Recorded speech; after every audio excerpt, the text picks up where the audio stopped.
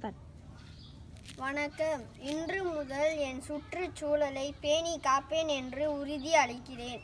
வீட்டில் மறுபயனீட்டை கடைபிடிப்பேன். பள்ளியில் மறுபயனீட்டை கடைபிடிப்பேன். குப்பைகளை குறைப்பேன். பைகளை மறுபயனீடு செய்வேன். மின் சக்தியை சிக்கனமாக பயன்படுத்துவேன். நீரை சிக்கனமாக பயன்படுத்துவேன். மின்னியல் கருவிகள், மின்னூக்கி போன்றவற்றை பயன்படுத்தாத போது விசையிலிருந்து கழற்றி வைப்பேன்.